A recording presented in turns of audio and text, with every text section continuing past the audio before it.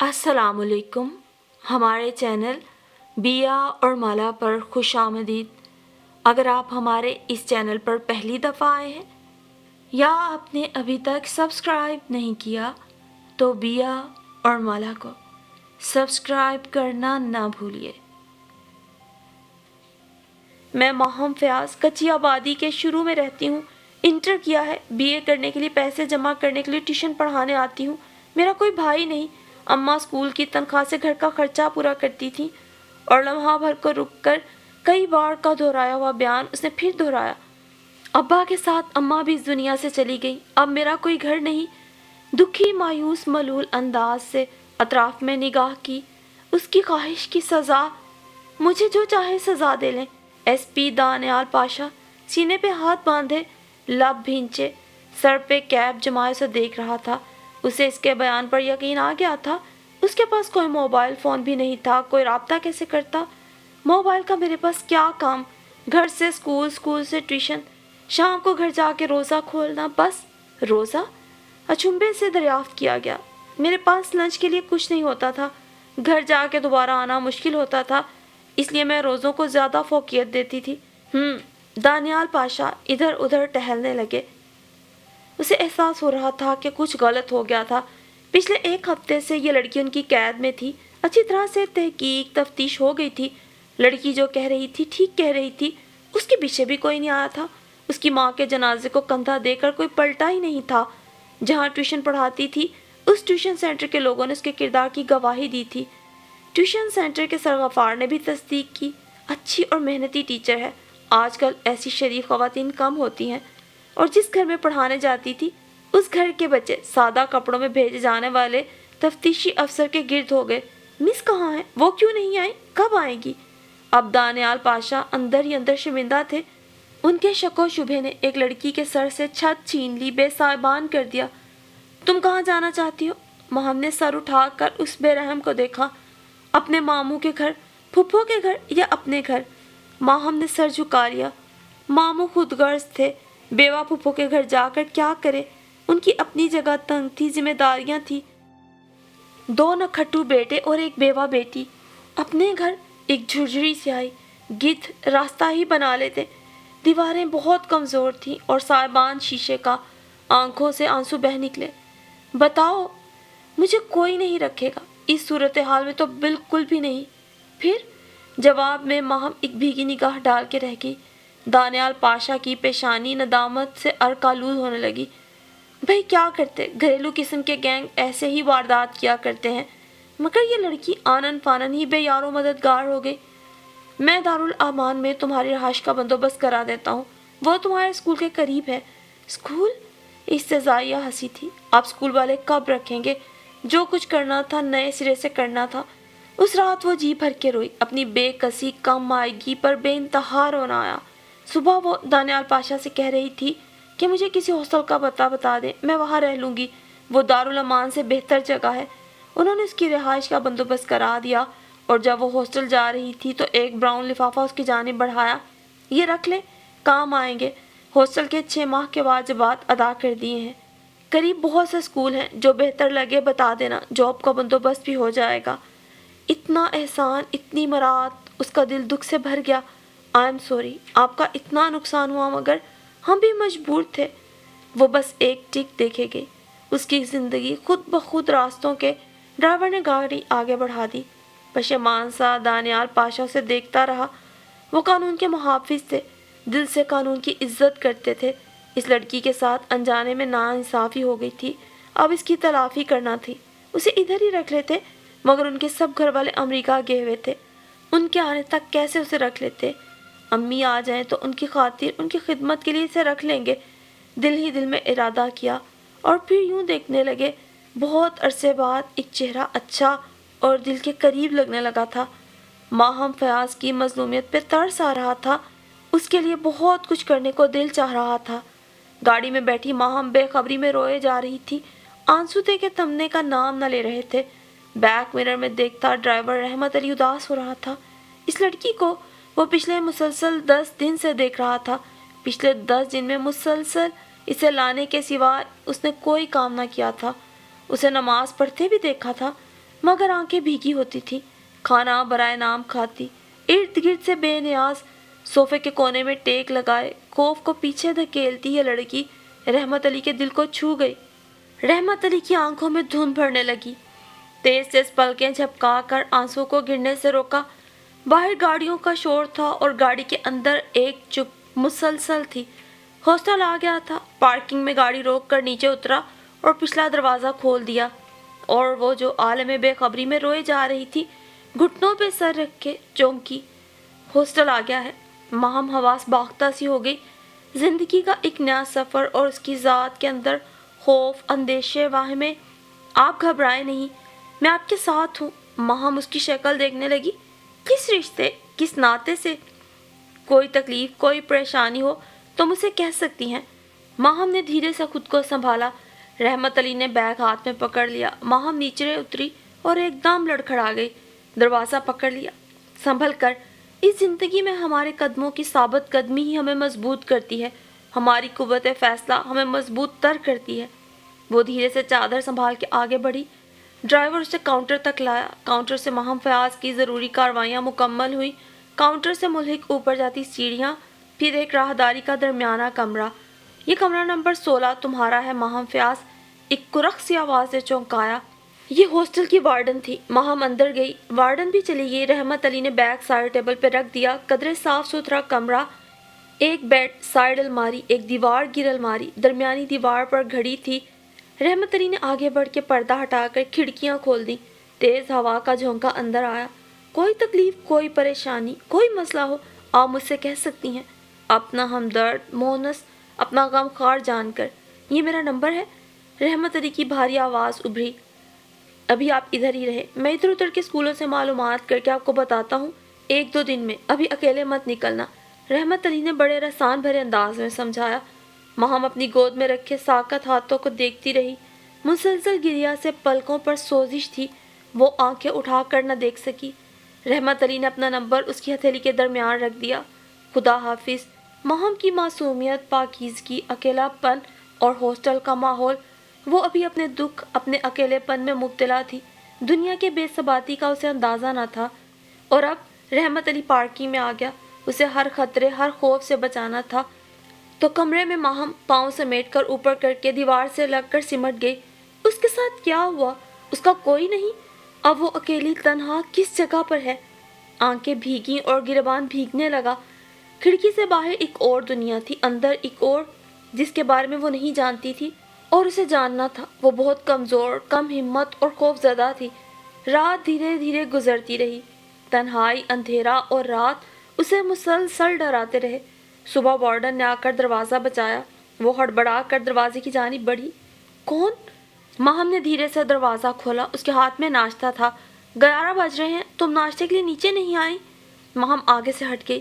میرا نام نرگس ہے. اس ہاسٹل کے کچھ قواعد ہیں. چونکہ یہاں زیادہ تر نوکری کرنے والی عورتیں, لڑکیاں اور اسٹوڈنٹ رہتی ہیں, اس لیے سب کی ٹائمنگ فکس ہے. ناشتہ صبح 8 بجے تک, دوپہر کا کھانا 1 بجے سے 2 بجے تک, رات کا کھانا 9 بجے, شام کی چائے بھی ملتی ہے. جو پکتا ہے وہی کھانا ملتا ہے. کوئی فرمائشی پروگرام نہیں ہے. ہاں, خود جا کر کچھ پکانا چاہو تو پکا سکتی ہو. نرگس نے دوران گفتگو اس کا جائزہ لیتے ہوئے ٹائم ٹیبل بتایا. آج تو تمہیں دوپہر کا کھانا, شام کی چائے اور رات کا کھانا کمرے میں ہی مل جائے گا, مگر کل سے تم ڈائننگ روم نہیں آنا. تم کہاں سے آئی ہو؟ نرگس دروازے پہ رک کے مڑی. ماہم ہاتھ مسلنے لگی. کیوں آئی ہو یہاں؟ سر سے لے کر پاؤں تک دیکھا. کیسی عکابی, تیز ترار نگاہیں تھیں. خیر تو ہے نا؟ ماہم نے نگاہ چرا لی. خود ہی بولو گی بیوی, یہاں کوئی زیادہ عرصہ خاموش نہیں رہ سکتا. انجانا سا خوف ماہم کو اپنے ارد گرد آکاش بیل کی طرح پھیلتا محسوس ہوا. کھلے دریچے سے روشنی اندر آ رہی تھی. دھیرے سے دریچے کے کنارے سے لگ کر نیچے جھانکا. یہ ہاسٹل کا پچھلا حصہ تھا. شاید ناریل کھجور کے درخت تھے. سبز مخملی گھاس تھی.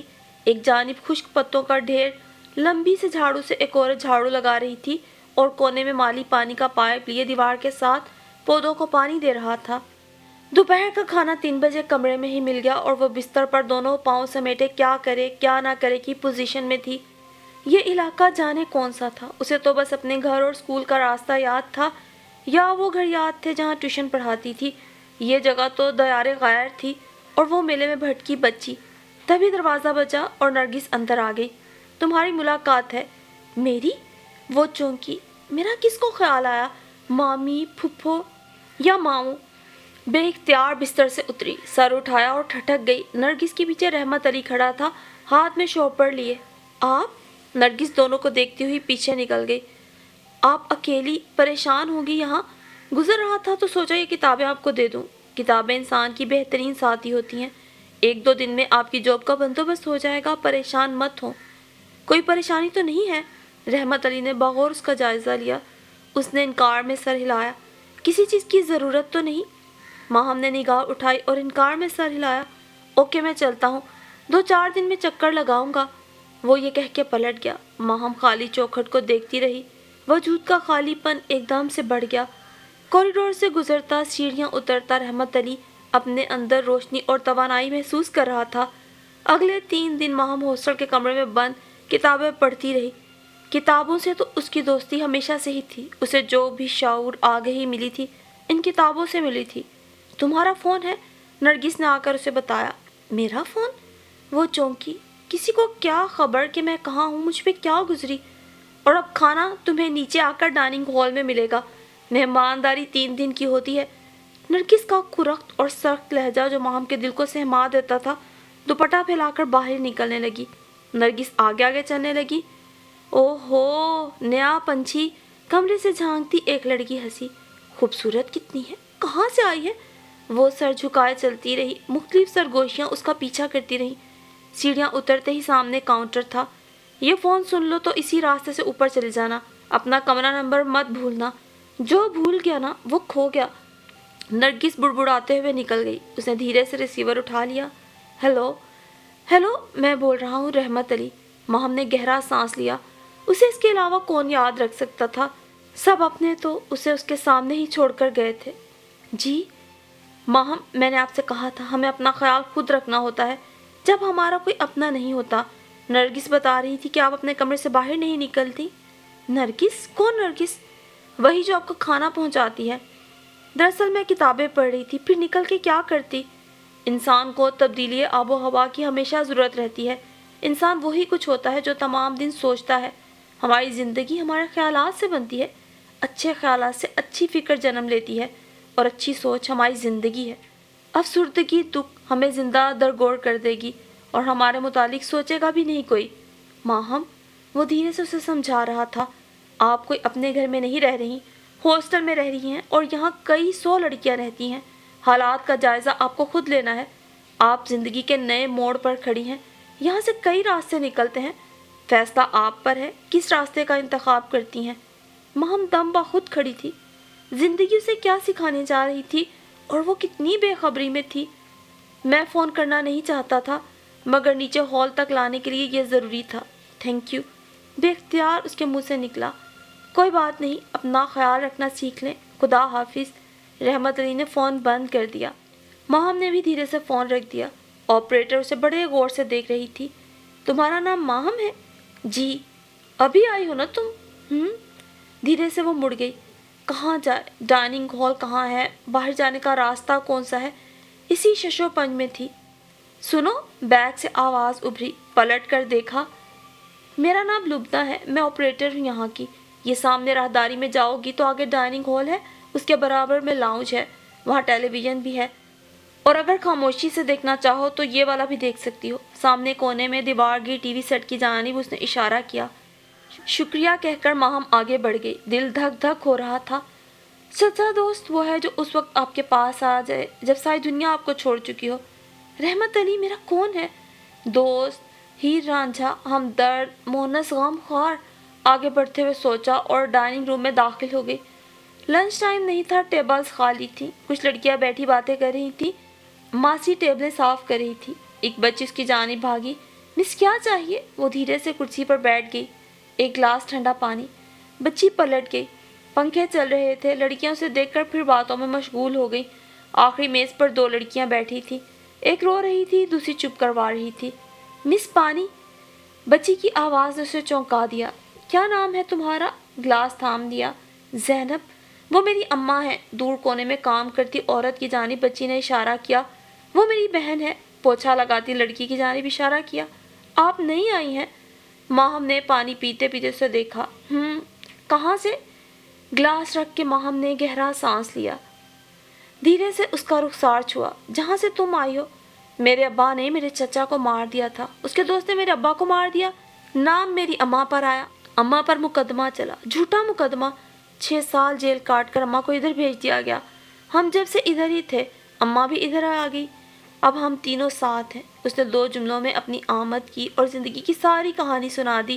ماہم کا دل دکھ سے بھر گیا۔ آپ کا بھی کوئی نہیں ہے کیا؟ زینب نے معصومیت سے سوال کیا۔ اے زینب، چل ادھر، کبھی کام بھی کر لیا کر، اس کی اماں نے پکارا اور وہ ادھر بھاگ گئی۔ ماہم نے اقتدارانہ نگاہ ہال پر ڈالی اور اٹھ کر باہر آ گئی۔ زینب کی بے ساختگی نے دل دکھا دیا، اسے دکھ کی شدت کا اندازہ ہی نہ تھا۔ لاؤنج میں داخل ہوئی، ٹی وی پہ فلم چل رہی تھی، لڑکیاں عورتیں دیکھ رہی تھیں۔ اس کے گھر میں ٹی وی نہیں تھا، مگر وہ اس سے انجان بھی نہیں تھی۔ او ہو، نیا مہمان، کہاں سے آئی ہو؟ کیا نام ہے تمہارا؟ وہی مختلف آوازیں، چاقو چوبند چہرے، زومائنی آنکھیں۔ آؤ، کیا دیکھو گی؟ زومائنی انداز، یہاں سب کچھ ملے گا۔ ایک نے دوسری کو دیکھا۔ ہاں، پہلے اپنا نام تو بتاؤ۔ وہ سب مختلف لڑکیاں تھیں، ان کے چہرے مختلف کہانیاں کہہ رہے تھے، سب کے چہرے راضی برضا تھے۔ پھر اس کی ذات۔ تمہیں آئے ہوئے 2 دن ہوئے ہیں اور یہ جانے کب سے یہاں ہیں، اس کے اندر سے کسی نے کہا۔ بہت کم عمر ہو، ایسا کیا کر دیا کہ گھر والوں نے نکال دیا؟ ایک لڑکی زمانی انداز میں آنکھیں گھماتی اس کی جانب جھکی۔ میرے ابا اور اماں کا انتقال ہو گیا تھا۔ وہ ایک دم سے گھبرا گئی۔ تو کیا خاندان میں سبھی مر گئے تھے جو تمہیں کوئی رکھ نہ سکا؟ ایک اور چپتا ہوا سوال۔ کچھ تو کیا ہوگا ایسا کہ ہر دروازہ بند ہو گیا۔ اور شمیلہ، ہر دروازہ کب بند ہوتا ہے؟ دور کونے سے آواز ابھری۔ ماہم فیاض بیٹھے بیٹھے ایک دم سے کھڑی ہوئی اور باہر نکلتی چلی گئی۔ ہم سے دوستی کر لو، خوب مزے میں رہو گی، کم عمر بھی ہو اور خوبصورت بھی۔ آوازوں نے دور تک اس کا تعاقب کیا۔ اپنے کمرے میں آ کر اس نے گہرا سانس لیا۔ آپ زندگی کے نئے موڑ پر کھڑی ہیں اور یہاں سے کئی راستے نکلتے ہیں، فیصلہ آپ پر ہے کس راستے کا انتخاب کرتی ہیں۔ اسے اپنا سانس پھولتا ہوا محسوس ہوا۔ ایسی کھلی گفتگو، کھلا ڈلا انداز، بے باک لہجے، اس کے کانوں کی لوئیں ابھی تک جل رہی تھیں۔ ہر چہرہ نئی کہانی تھا۔ اس کا دل تیز تیز دھڑک رہا تھا۔ ابھی وہ خیر کی پناہ میں تھی اور شر سے نکلنا تھا۔ بس لمحہ بھر میں اندازہ ہو گیا کہ کون کیا ہے۔